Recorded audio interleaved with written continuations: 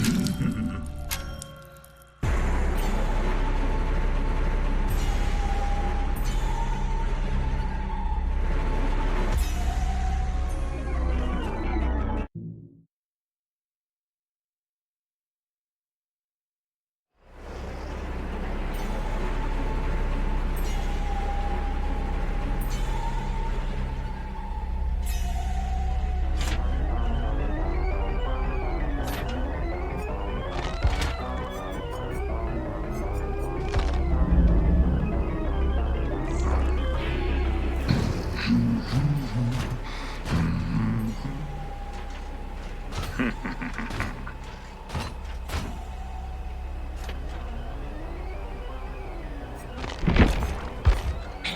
the fun one!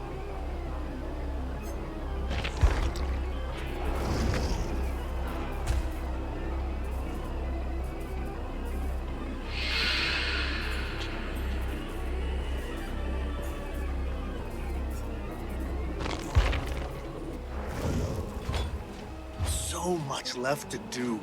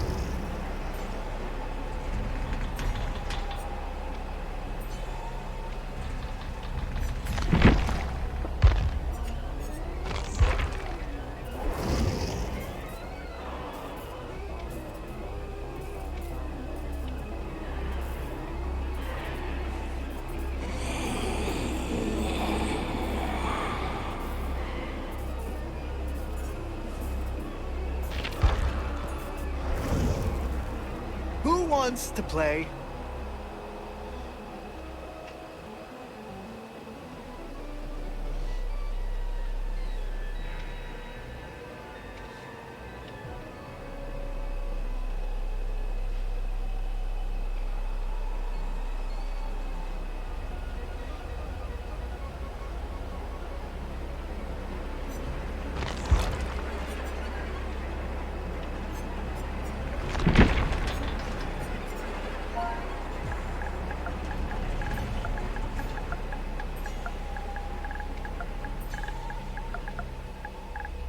Is me.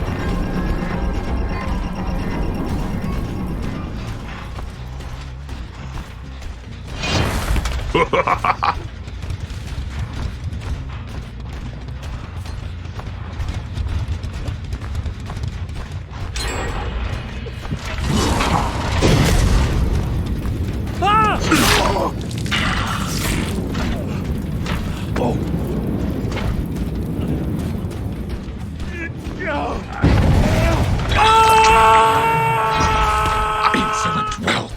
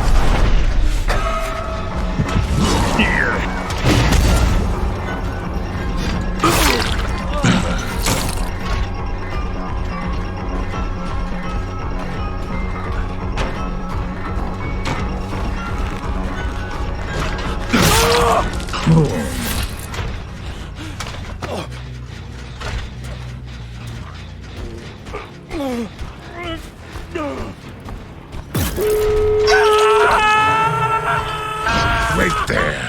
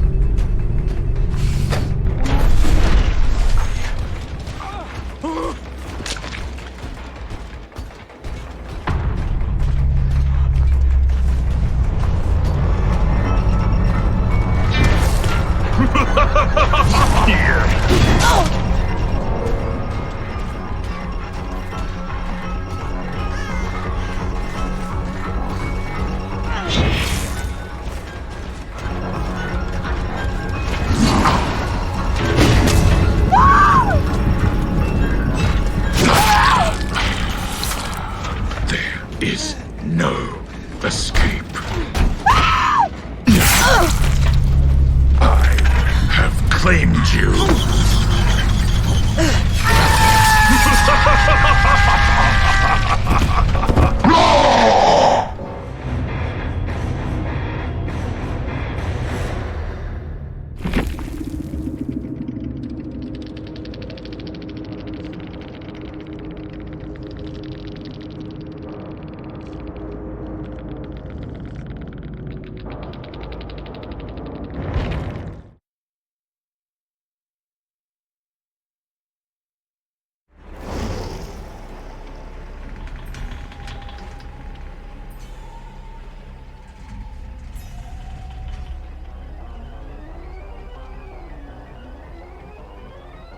Great atmosphere.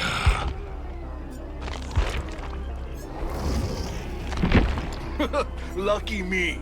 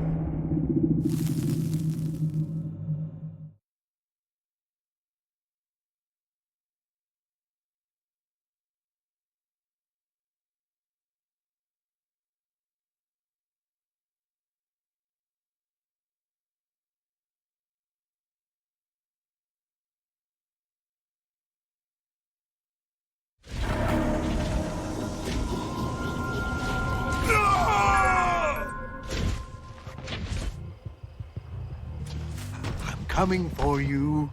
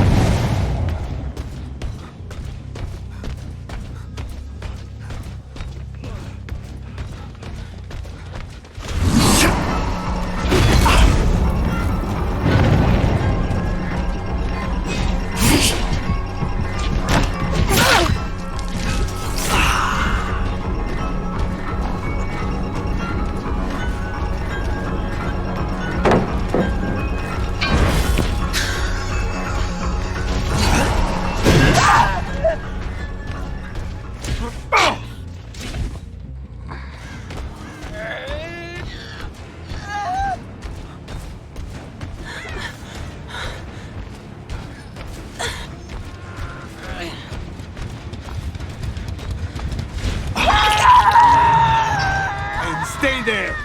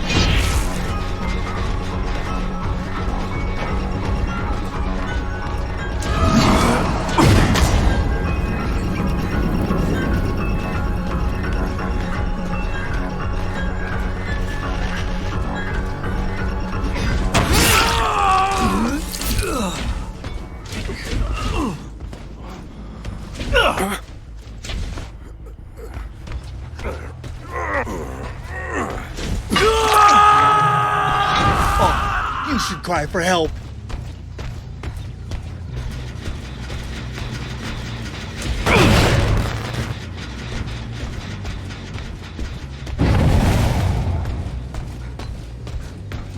I've got a better place for you.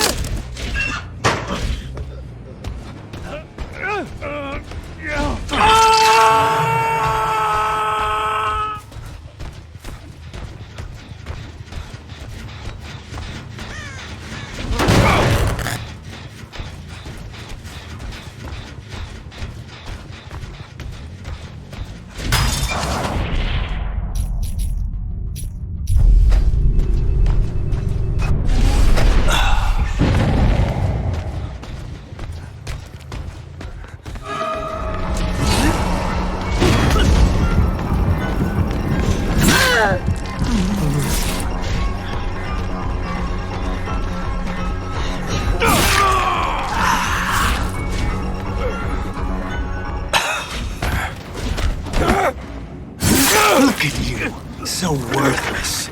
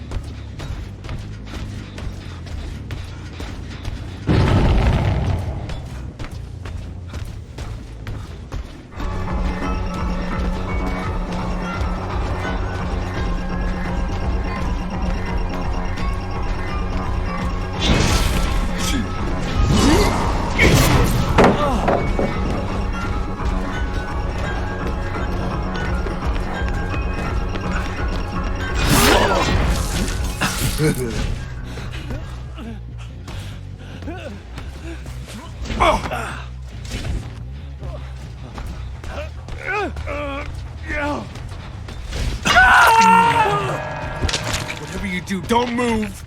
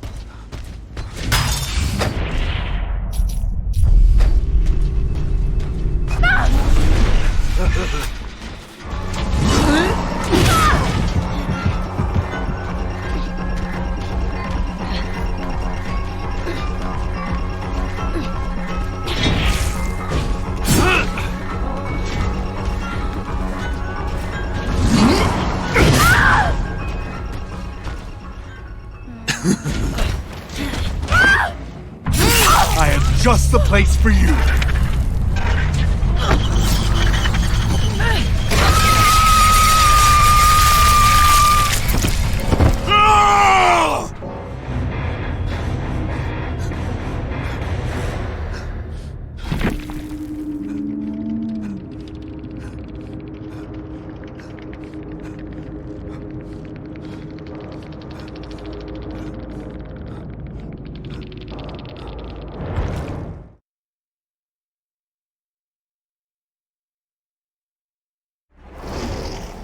I'm not done yet.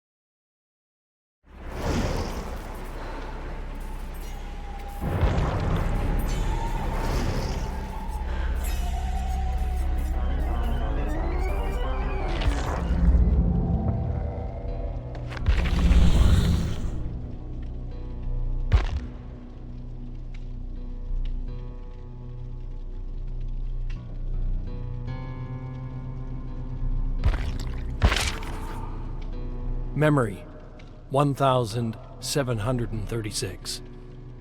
Talbot Grimes' languished gaze peers out from under heavy eyelids.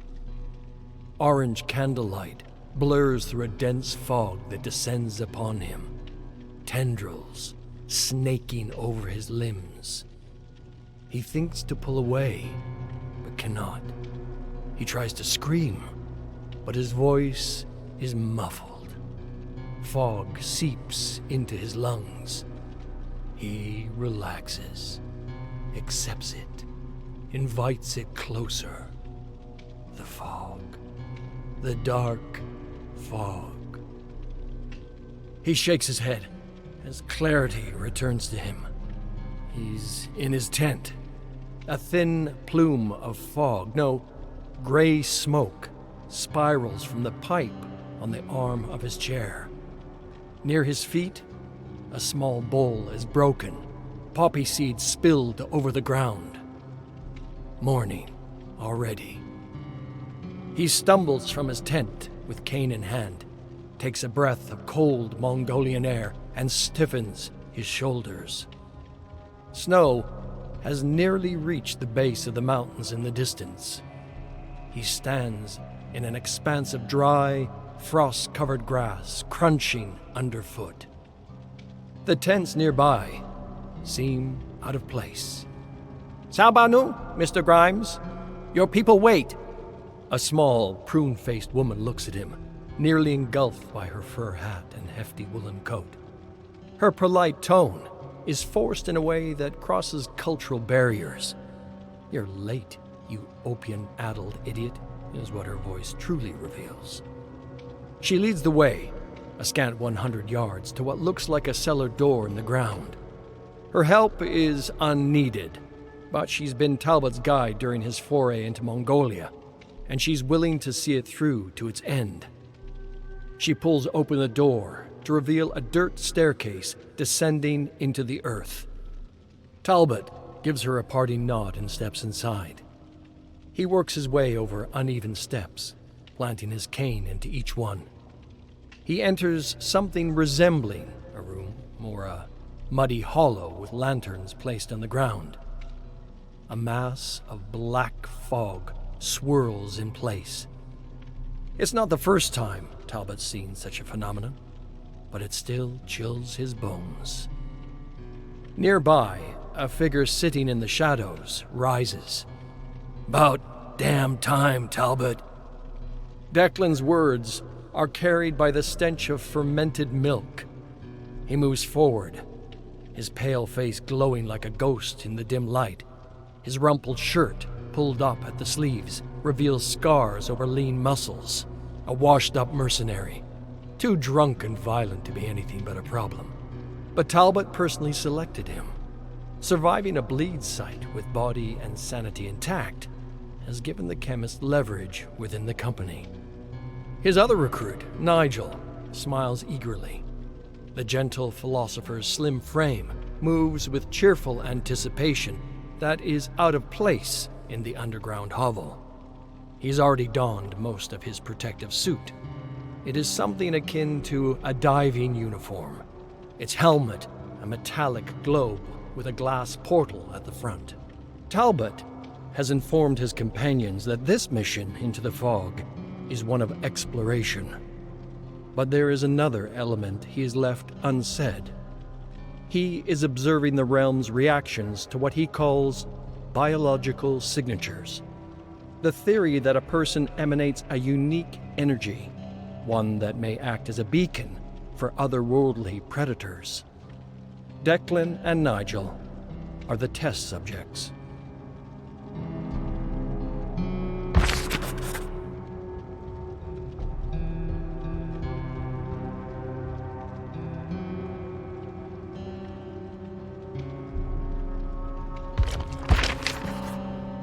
Memory 1737. Talbot drifts through the fog, unsure if it's his feet moving or something else tugging, beckoning him closer. He stumbles, but the force doesn't slow, drawing him in, pulling, and then violently expelling him. He plants his cane and brings himself up to one knee, sliding a hand over a smooth, obsidian-like surface. Sharp slabs of black rock jut out beyond, creating a fractured, spiny landscape under a purple sky. Behind him, Declan and Nigel emerge from the fog wearing their protective suits. Even clad in the copper and heavy cloth of the outfit, Nigel appears sparse and vulnerable. Declan, however, stands tall, as if the weight is no burden to him. Useless either way. That such a thing could be a defense from this place spoke to the naivety of its creators. Declan stomps forward.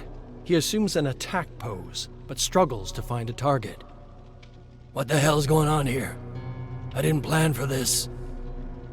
Through the porthole on Declan's helmet, Talbot notices the man's clenched jaw and focused eyes.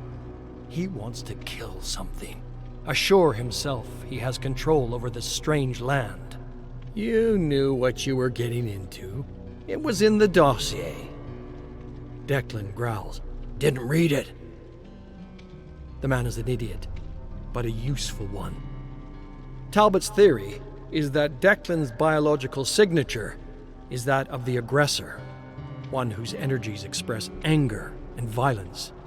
He expects the bleed will embrace Declan, as if he's a creature native to its environment. Then there's Nigel, the prey. He stands wide-eyed and frozen at the world before him.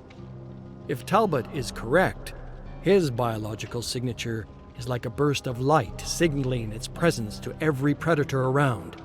He is an invader, not meant for this place.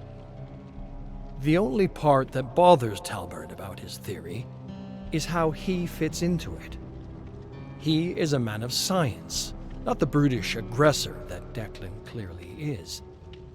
So why does he pass through bleeds unharmed, with barely visible wisps of black fog clinging to his presence? Why does he sense that every time he steps into a bleed, that he is invited, not just to where he stands now, but somewhere else, somewhere far beyond?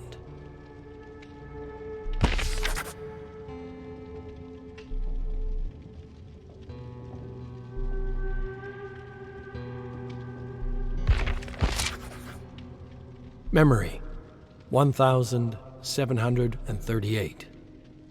Talbot tries to keep his nerves intact. In the distance, there are sounds he can't quite place. In his peripheries, movement he can't quite glimpse. The landscape changes abruptly, as if an unseen line marks the borders of two environments. The group moves into a swampland. Unnatural swirling clouds form above. Hanging from the twisted branches of a tree is a half-rotted corpse. Talbot thinks back to the dossier, Bramburn Mire. Recent expeditions describe it as a swampland littered with unusual metal structures and less than inviting inhabitants. Nigel stretches out his arms, as if welcoming an auditorium of guests. Our minds are attempting to interpret the fog we pass through. In fact, we're still in it. Such a foreign element that we're imagining it in a way we can visually process. This is all an illusion. Declan flicks the corpse's loose jaw, chattering its teeth. Even I know it's not an illusion, you fucking idiot. Talbot ignores them, setting his sights on an unusual metal carriage next to a shack. Before he can appraise it, the ground rumbles, tossing him to the ground. Pieces of earth are pulled into the sky as if gripped by an invisible hand. Trees are thrown about like twigs. Metal twists upwards into a vortex. The group watches in shocked awe. Talbot waits for the ground beneath his feet to crumble, but remains firm. He allows himself to exhale in relief. The maps from these excursions have never matched up. I believe we've discovered why.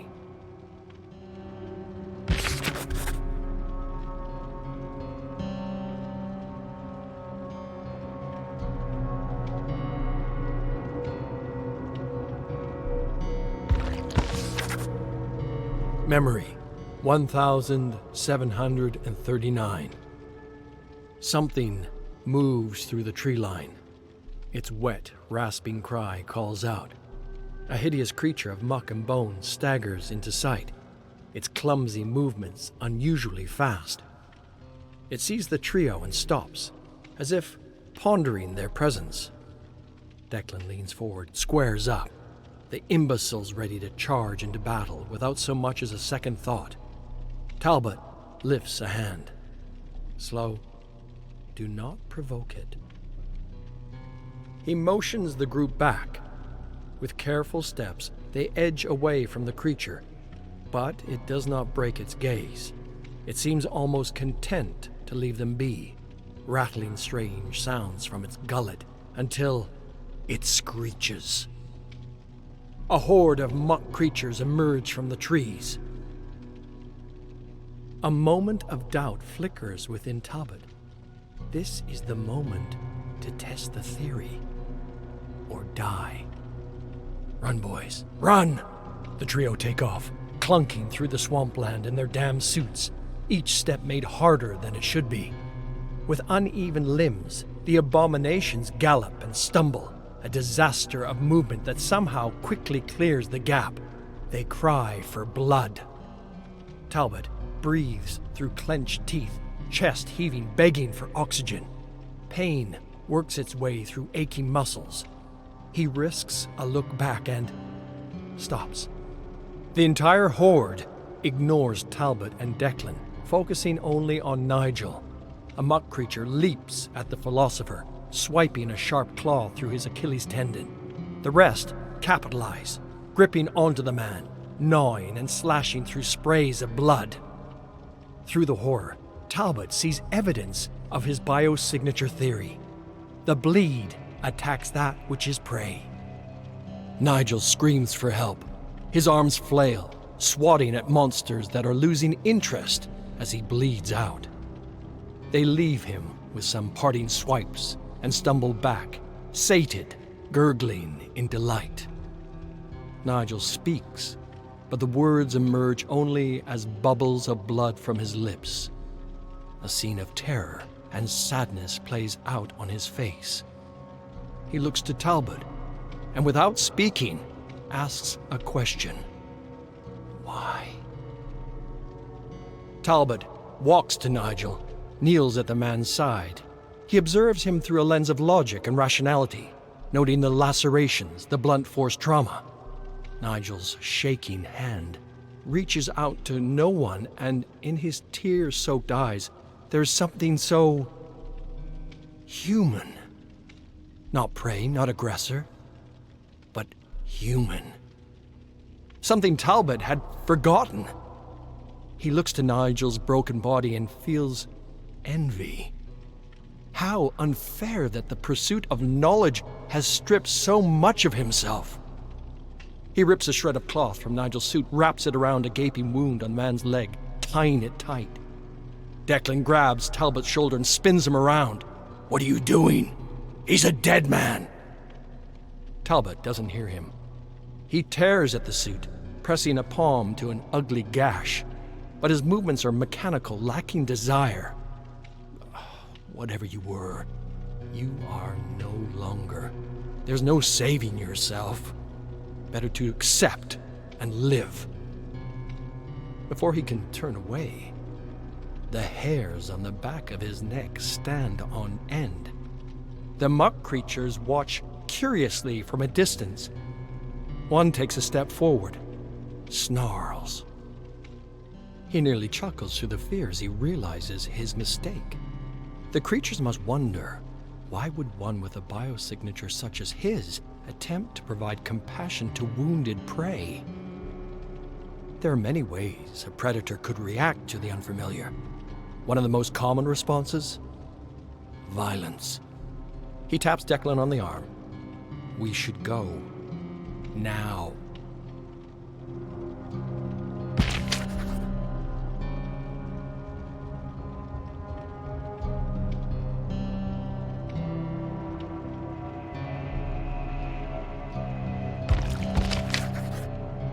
Memory. 1740. The two men step back, trying not to stir the creatures. It's too late. The horde follows, stalking slowly. Talbot notices it's only him their eyes turn to. They dare him to run. Dark thoughts flood Talbot's mind. He feels the agony to come, muscles ripped from their frame, jaws prodding into wounds and snapping bones. The animalistic desire to live clutches him tight, demanding action. His heart thunders against his chest, muscles tense. A shiver runs down his body, refusing to leave his hands. The monsters advance. Talbot grits his teeth till they're ready to crack.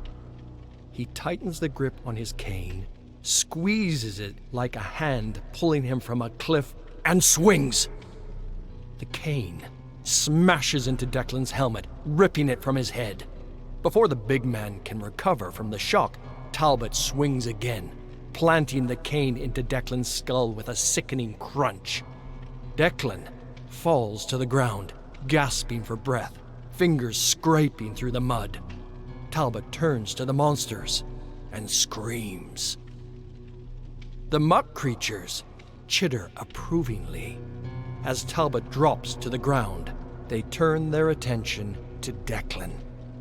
They pounce, wriggling into his suit, playfully tearing off strips of flesh. His head rises with heaving sobs as he squirms ineffectively. A creature slashes a sharp gouge through his cheek, burrows its head into his mouth. His body seizes in horror. Talbot tries to draw back, but cannot look away. Eyes fixated on blood, on body, on prey.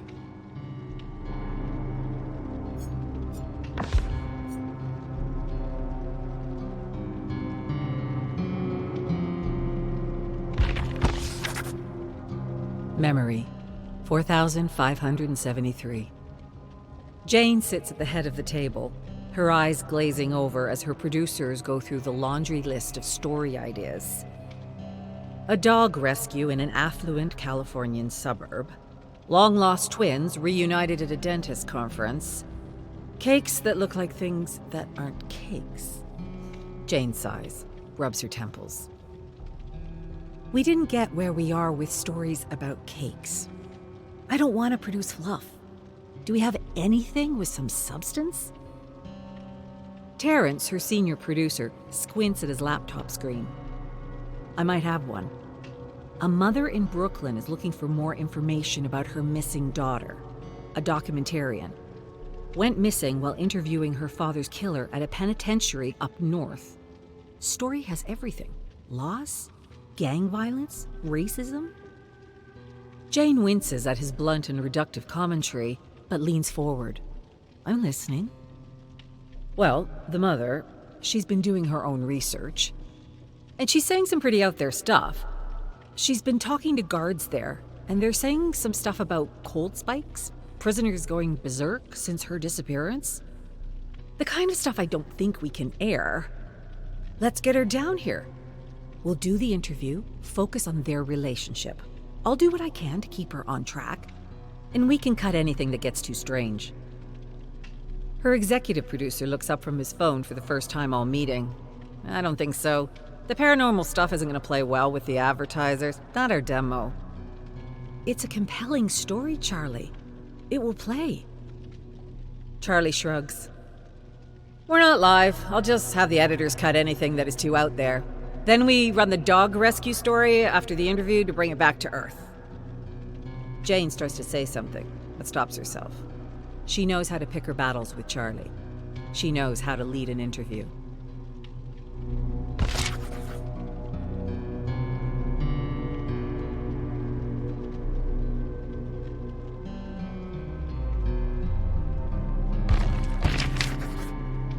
Memory, 4,574.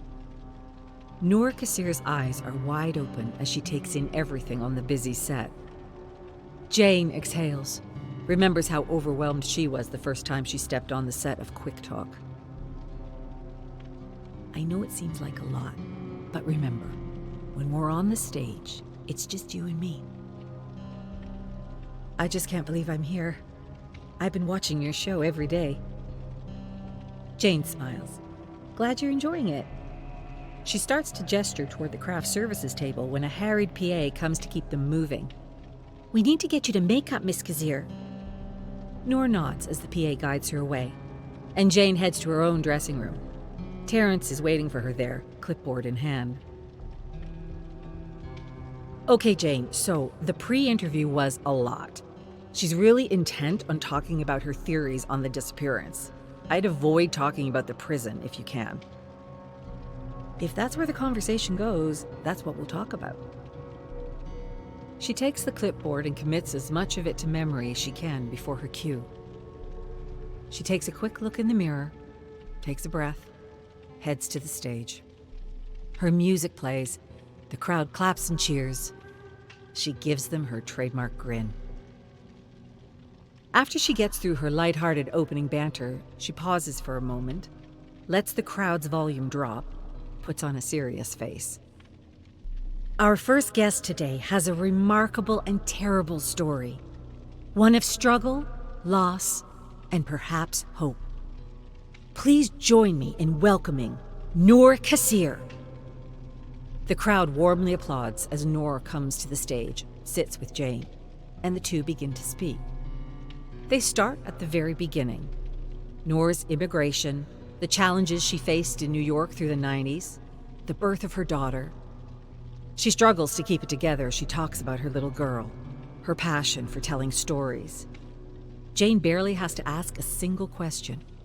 Noor has the entire audience hanging on her every word. But what I really want to talk about is the black fog, Jane. Charlie's voice crackles at her earpiece. Get her off of this, Jane. Jane discreetly pulls the earpiece out, leans forward. Black fog? Noor stares down the barrel of her camera, emboldened. The guards spoke of a black fog. If anyone knows more about this, please let me know. Jane's theme music starts to play, and Noor looks at her, shocked and a little hurt. Jane snaps her head towards the booth. Charlie stands at the glass and moves his hand across his neck, telling her this is getting cut. Thank you so much, Noor, for sharing your story with us today. The PA motions for Noor to come back to the entrance. She gets up, hugs Jane, and leaves, bewildered. Wow, truly an incredible story of perseverance. Up next, we'll be talking to a woman who was saved from a fire by her dog and has now committed her life to paying it forward, starting a dog rescue in her community.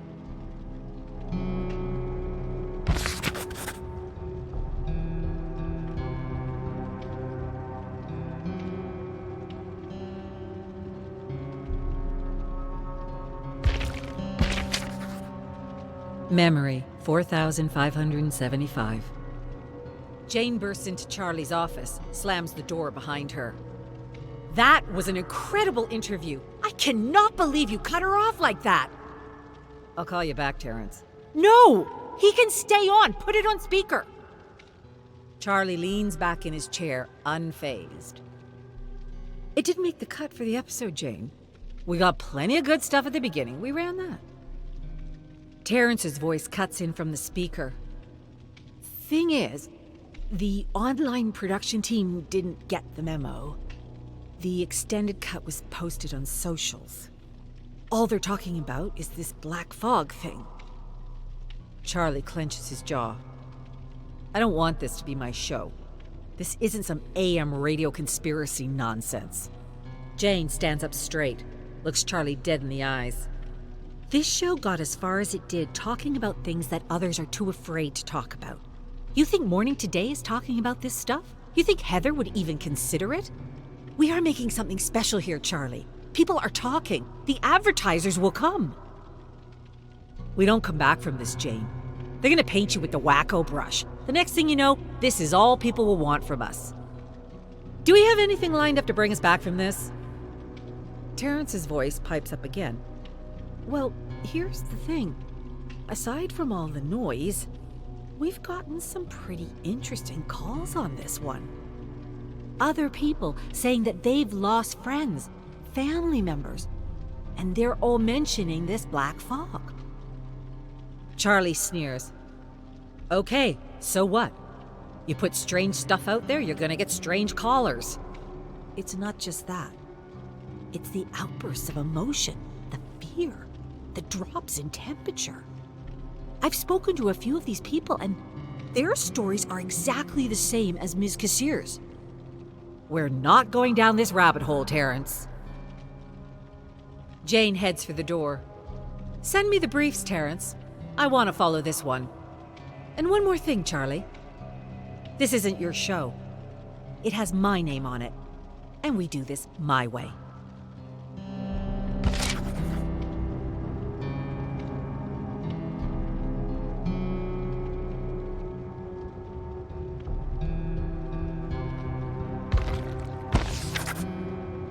Memory, 4,576. Within a month, the production team had an entire week of interviews lined up. Jane spent the lead-up poring over the pre-interviews, the similarities in their stories, the feelings of her upcoming guests. And each night, she tossed and turned, unable to sleep. She would close her eyes and she would see a black fog encroaching on her bed, or on the soundstage, or under the door of her dressing room. If it were her, who would tell her story? It was during one of these late nights that she decided her angle on these stories. Encourage those who lost friends and family to focus on the memories of these people. A woman comes on and talks about her former co-worker, a timid man who steeled his nerves to stand up to an executive tyrant, long before his disappearance. Jane prods her to remember his quiet, kind demeanor and his moral fiber. How he refused a big payout in lieu of justice.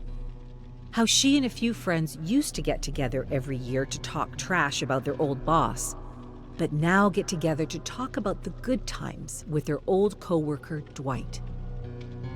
A mother told the heart-wrenching story of the disappearance of her daughter, a promising young scientist who she never quite understood but loved dearly.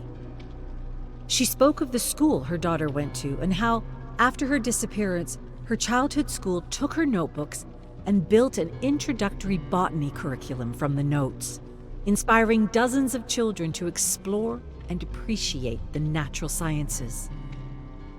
A young man spoke of his mother, who committed her life to the city library. They spoke of her disappearance, and Jane did not shy away from the stranger parts of the story. How he went to the library every day after she disappeared, and the otherworldly fear he felt every time he went to the basement. But she gently guided him back to remembering his mother. How she encouraged neighborhood children to appreciate literature. How she helped struggling children learn to read and enjoy reading. How she treated the stacks like her garden. And how hundreds of young people from all over the city came to her funeral. A university student on exchange from Japan spoke of an English teacher he had before he moved to America. How the man had brought a love of language and of culture to the classroom every day and made learning English fun. How he and many of the students in that class excelled in later classes, moved to English-speaking countries, and found themselves thriving. The through line was always the same. Strange disappearances, unnatural events, black fog. And the broadcast cut none of it. But the social media feedback changed in tenor. No longer was it about the creepy sides of the story, but people eulogizing and remembering those important to them. The numbers came in at the end of the week, and for the first time, Jane's show is #1 in her time slot, and it isn't even close. Charlie sends flowers to her home. She sends them back. There's talk of awards. And it happened Jane's way. But still something eats at her. She cannot stop picturing that black fog around every corner. Terrence knocks at her dressing room door. She lets him in. Hiya, Jane. Just wanted a debrief on the stories we did this week. What's the network saying? I'm not really here to talk about that. Let Charlie deal with that stuff. I just wanted to thank you. Thank me? For what? Terrence sticks his hands in his pockets, shuffles awkwardly. I got into this business to do something real. To help tell people's real stories. And the past 20 years, working on the other shows the network had in this slot, it's been a never-ending parade of cats who say mama and fad diets. Working on your show has been different. This week especially. I'm really glad I'm working with you, Jane. Jane gets up from her chair, hugs Terrence. Thanks. I think I really needed to hear that right now.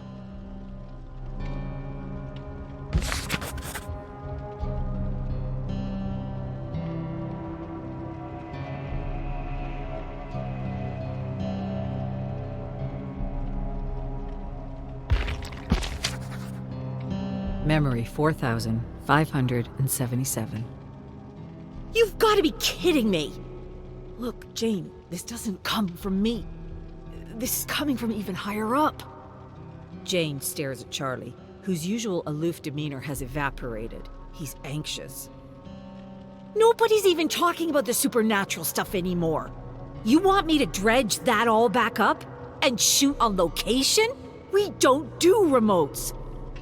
I don't know who, but someone on the board is furious that we gave this story air. They want to kill it once and for all. Just go to the prison, show people the abandoned wing, show them that there's nothing there. We can put it at the end of Friday's show. And what if I don't? They gonna try and replace me? Terrence crosses his arms. If they try to pull that, they're gonna lose me and about half of the production and direction teams. Charlie finishes his glass of water, pours another. Jane's never seen him like this. He's sweating. Jane, at this point, you are ratings gold. And honestly, with the numbers the show has been doing, I don't want to do this either. I'm not going to sit here and pretend I want to. Charlie lowers his voice. The way they were talking about burying this story, I really don't think you should cross them. This is coming from shareholders, powerful people. I'm begging you, just fly up there, get a little footage of some empty hallways, fly back. We can charter a jet there and back, have you home in time for dinner. That same fear crawls back into Jane's head.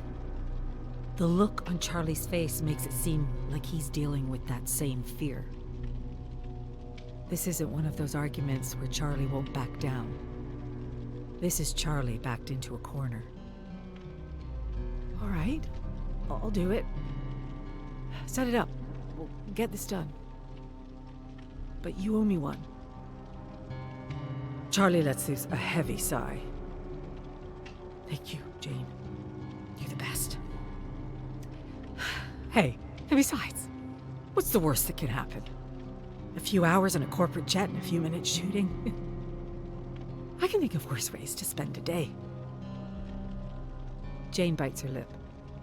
Pictures that prison. Pictures the fog. Cold. The emotions. Right. What's the worst that could happen?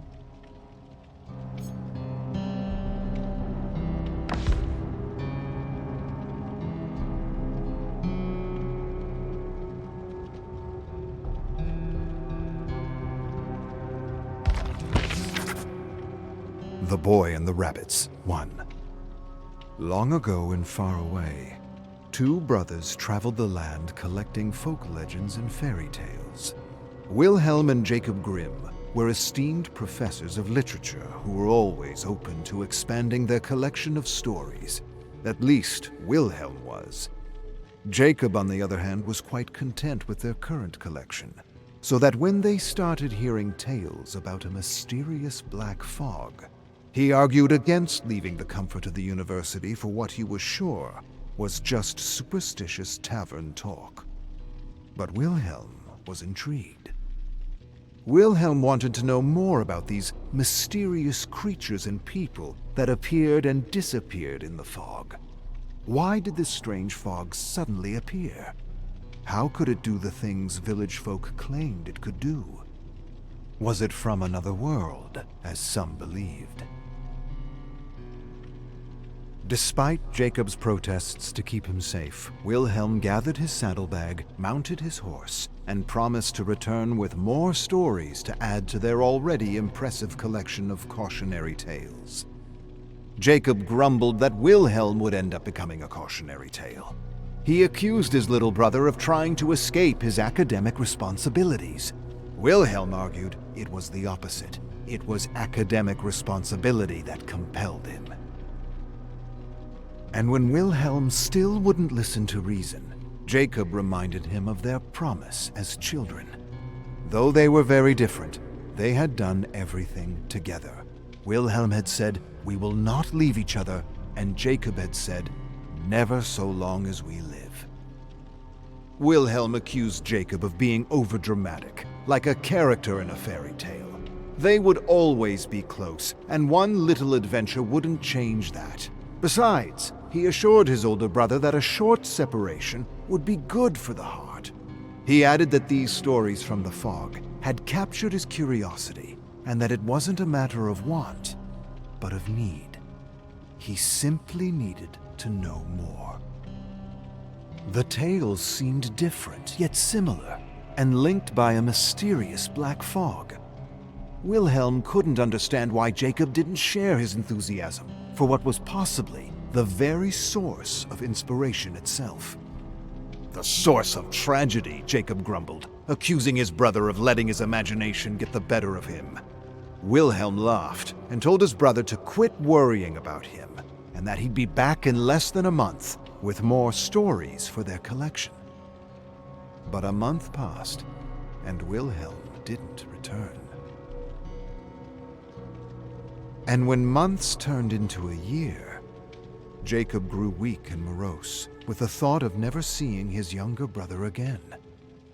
Just when he was about to give up hope, an old man approached him outside his home with Wilhelm's horse and saddlebag. The old man explained that he had found the abandoned horse wandering aimlessly through the black forest. Jacob paid the old man a few gold coins for his troubles. Then, with great urgency, he pulled out the notebook and reviewed the tales Wilhelm had collected. Each tale had pages of notes on people and places, and here and there, he found random theories about what this mysterious black fog could be, according to village folk. Determined to see his brother again, Jacob mounted his black horse and began toward the place where Wilhelm had transcribed his first story. And as he journeyed into the dusk, he imagined Wilhelm sitting on the horse behind him, recounting the tale of the boy and the rabbits.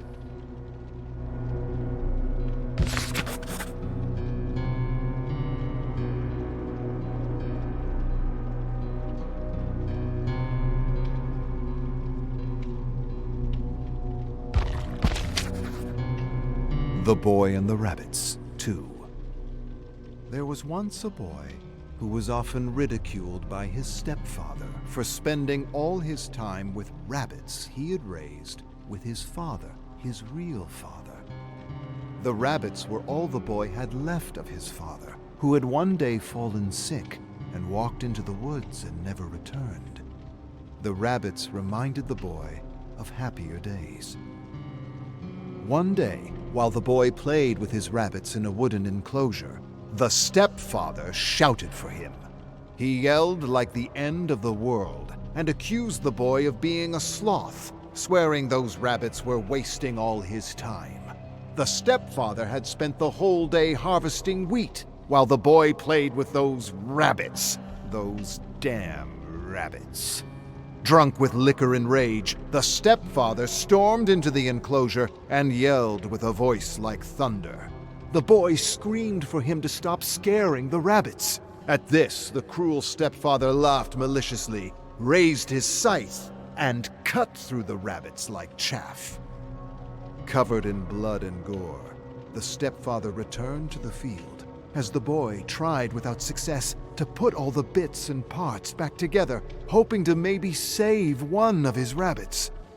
But it was hopeless, and he soon collapsed with a shuddering cry.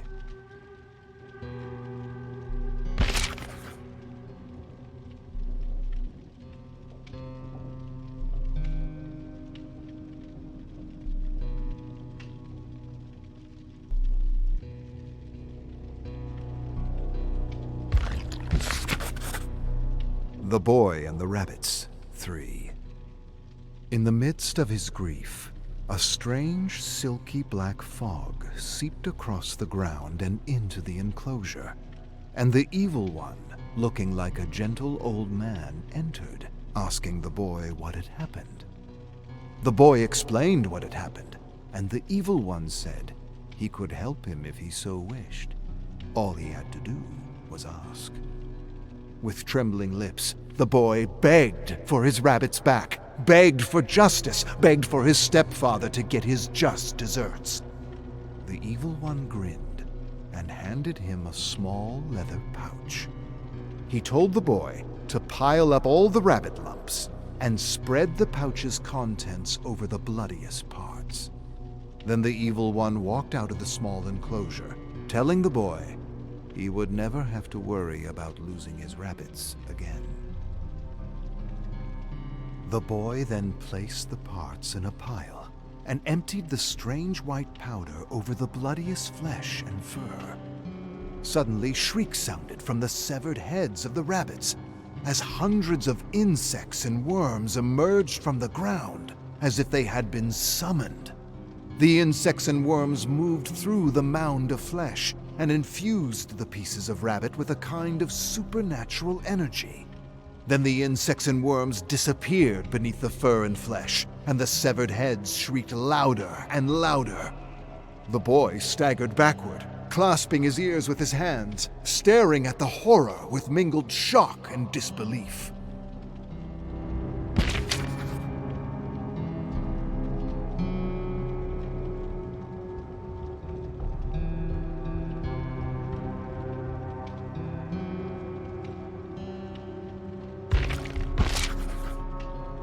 The Boy and the Rabbits, 4.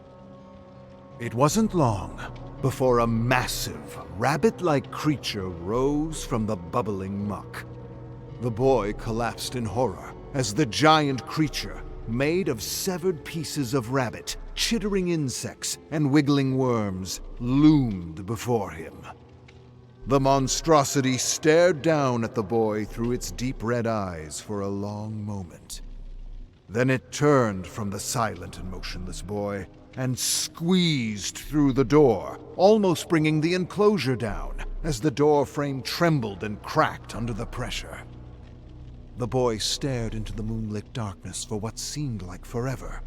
He could still hear the bubbling, hissing sound of the creature's skin outside. He only blinked when he heard his stepfather's agonizing cries in the distance. He jerked nervously as screams of terror reached him and echoed around the enclosure. Then, the world lapsed into silence, and the boy stood slowly, slumbered out as if in a dream, and saw the giant rabbit holding his stepfather's head in one of its claws. What happened next, no one really knows. Some say the creature killed the boy. Others say the boy and the creature went to live together in the forest. And still others say they walked into the black fog and were never seen again.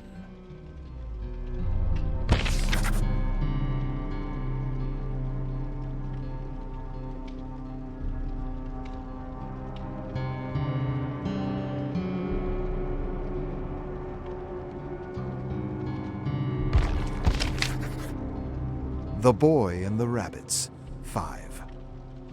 Jacob dismounted his horse and inspected the enclosure where the rabbits had been slaughtered.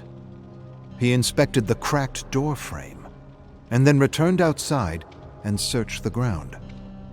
To his disbelief, he soon found a massive footprint of the creature his brother had described as the Ravage. Jacob studied the massive footprint for a long while and figured it was at least 10 times the size of his foot. Then, feeling a sudden chill, he turned to face the forest's edge, looking for signs of the black fog. But he saw nothing, and sighing deeply whispered, "Wilhelm, what a strange tale you've entangled us in." Then he mounted his horse and began his journey to the village where Wilhelm had discovered his second story.